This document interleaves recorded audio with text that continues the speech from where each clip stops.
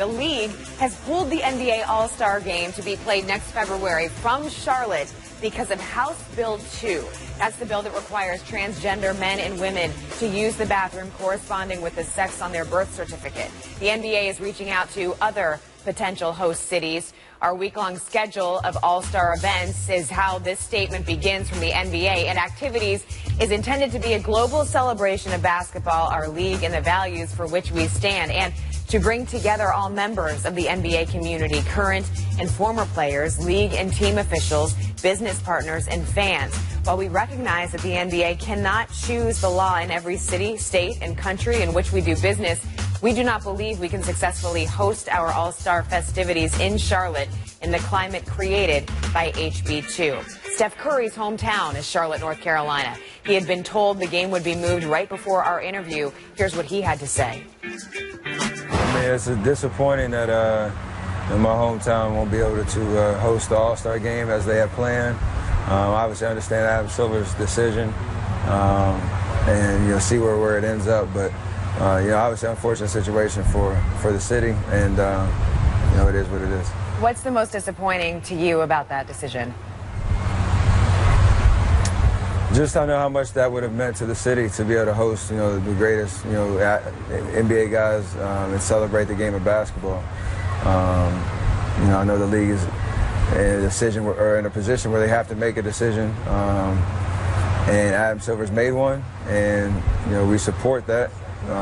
But at the end of the day, I love my city. I love Charlotte. I love everything about it. I love the people there, and I really wanted to see them, celebrate the game. It's unfortunate I won't be able to do that. NBA insider Brian Windhorst joins me now. Brian, we just heard from Steph Curry. This had been rumored to be happening all day. It finally went official. The All-Star game will move. What's the latest? Well, the NBA is going to try to bring the All-Star game back to Charlotte in 2019. That's the one positive piece of news out for this. The NBA has not announced yet where they are going to move the All-Star game in February. They've reached out to several cities. It looks like it's going to be a team with an NBA team already. Chicago, New York, and New Orleans are the options that we know about. Some others, there'll be some vetting with some other ones. This is obviously something that was forced on the NBA because of the calendar. When the state legislature of North Carolina went on their summer hiatus, they made it very difficult for the NBA to wait for a resolution that was satisfactory and still be able to make an adjustment that would enable them to change the venue of the All-Star game. As Adam Silver said, they were a victim of the calendar in his recent remarks. And we just heard from Curry. What's been the reaction that you've gathered from players there in Las Vegas? Well, I'm here with Team USA, Lindsay, and it's not a universal rejoicing whatsoever, even though the NBA has come out strongly on this. I talked to Paul George, and he said, regardless of what the politics are, when you give somebody your word, you don't want to break it. And it's been so positive what's been happening with the Hornets in the city, and he hates to see them back out of a commitment. I talked to Mike Krzyzewski. Earlier, he called this law, this situation embarrassing. Today, he just said our state has already lost so much because of this. Brian Windhorst with the latest. We appreciate you joining us with this news, Brian. Thank you. And this just in from the Hornets and Chairman Michael Jordan saying, we understand the NBA's decision and the challenges around holding the NBA All-Star game in Charlotte this season. There was an exhaustive effort from all parties to keep the event in Charlotte, and we are disappointed we were unable to do so. With that said, we are pleased that the NBA opened the door for Charlotte to host All-Star Weekend again as soon as an opportunity was available in 2019. NBA analyst Brad Doherty joins me now. He is from North Carolina, played his college ball at the University of North Carolina alongside Michael Jordan. Brad, what was your reaction when you heard this move? Well, Lindsay, I was really shocked. I thought that at the end of the day, there was rumblings. There's been rumblings the past few weeks that the All-Star game could be moved, and you thought possibly, there would be someone would address it in a certain situation, certain stanza, but it would, ultimately still go forward. So I'm really surprised. I was with a group of guys from North Carolina, and what you have to understand about the state of North Carolina is that it's basically a blue dog Democrat state. So you have very conservative people who are Democrats who live in North Carolina, and some consider it a part of the Bible Belt. And with that, you have a a predominantly Christian base that, you know, I was sitting with a group today after we played golf, and a big group, and kind of was tossing this thing around. And even though it seems to be the consensus that intolerance is not tolerated, you don't want that, you don't want to be a part of that, and that's unacceptable. But there was also a lot of pushback from the religious side saying this is wrong. And so I found it interesting having a dialogue about it, and I'm really disappointed for the city of Charlotte that's done such a wonderful job and continuing to grow and become this wonderful world-class city to not have this opportunity. But as I listen to these gentlemen talk and speak about their faith and how this impacts them as faith-based individuals in North Carolina, I found it interesting. I found it an interesting dialogue. But at the end of the day, I think the intolerance is the key here. The intolerance is unacceptable. And so I'm very disappointed. Coach Krzyzewski said it best. It's very embarrassing for the state of North Carolina to lose this opportunity based upon this dialogue. So it's interesting times. But there is a lot of conversation going on everywhere you go throughout the day about this topic. And I'm going to tell you, it's not 70-30 for, in agreement. There's a lot of people that agree with the fact that the game can go wherever it needs to go. They're going to stand pat on their belief that this is wrong, and they believe in the law. So it's been interesting dialogue all day long. What is your take on the league's decision here, on this stance, on this bold move to make this move, to decide that they are not going to stand for that? Yeah, I think the league has shown, and especially under Adam Silver, that there will not be intolerance. There will not be, gender separation. The league is forward thinking. I mean, my goodness, the NBA is as healthy as it's ever been, and so I was really not that surprised that it was addressed. I was surprised at the outcome, but I thought there would be a formal, addressing of the issue and a conversation.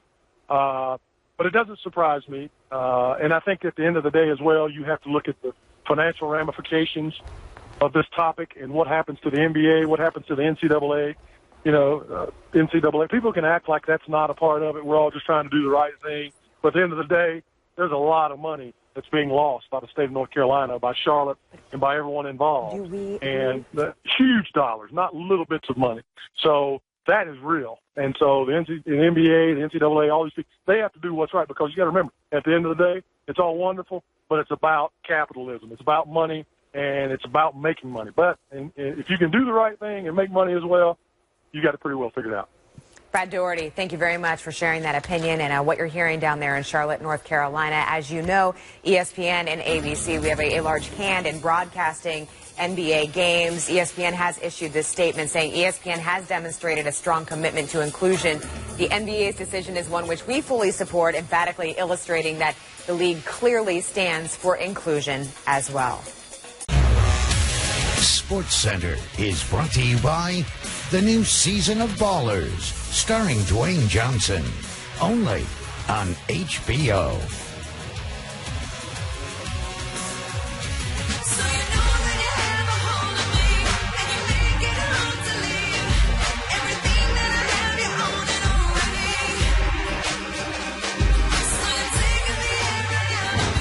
Steph Curry's offseason is in full swing, literally. The Warriors star taking part in the 27th annual American Century Celebrity Golf Championship at Lake Tahoe.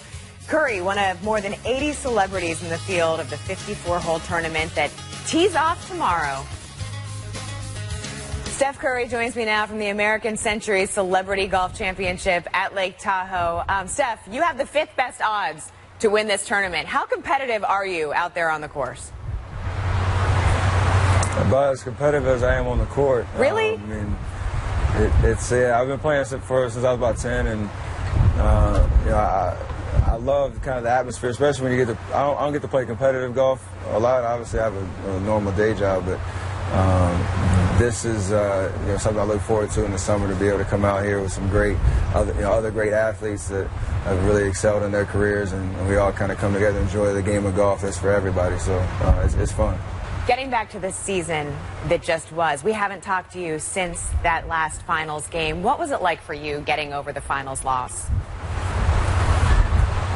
haven't gotten over it at all. I mean, it's something that'll live with you forever, and that's okay. You know, we're going to hopefully come back stronger and better than we were this year.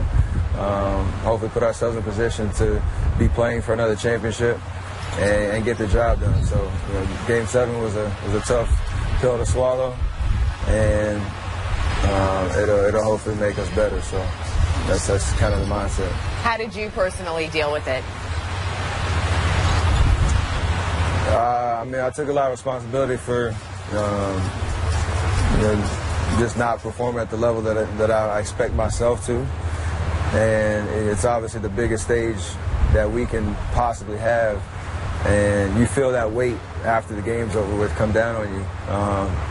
And like I said, that'll just motivate me to keep getting better. It won't be something that'll hold me down, but I'll have it in the back of my mind, you know, forever.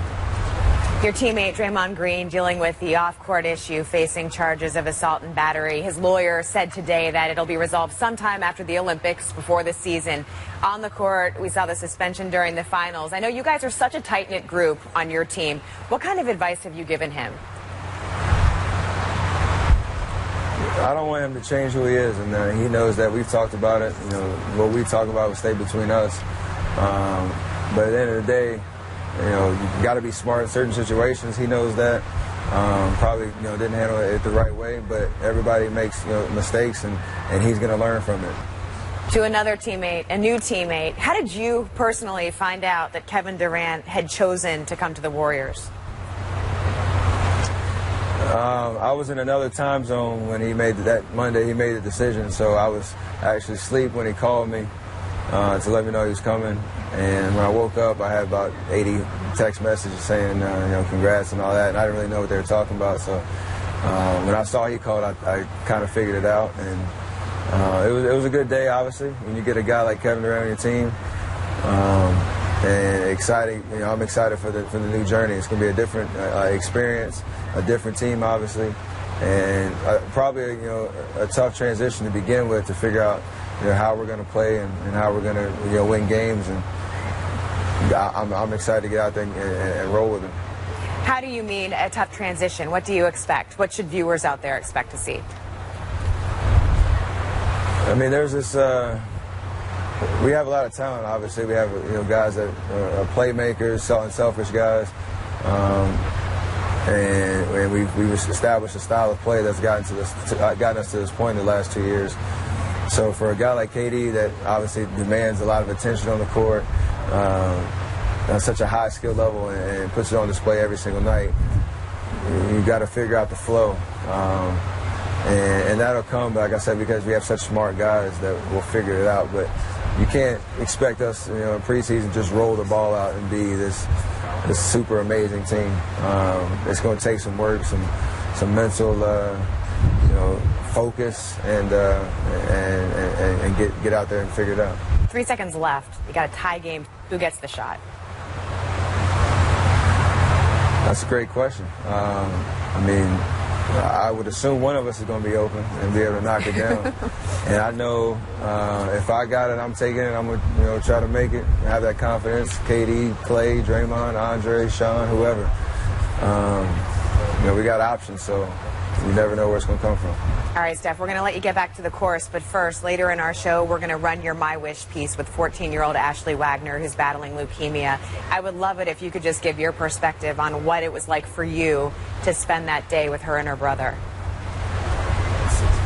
It was amazing just to obviously hear her story, but mostly the selflessness she had, you know, regardless of her situation that she was battling, to be able to reach out and give this experience to her brother, who was such a huge fan. So it was such a courageous act from a 14-year-old that you wouldn't expect them to, you know, to have that kind of view of life and have that selflessness. And her brother we had a great time the whole experience of practice in the game, and even putt-putt.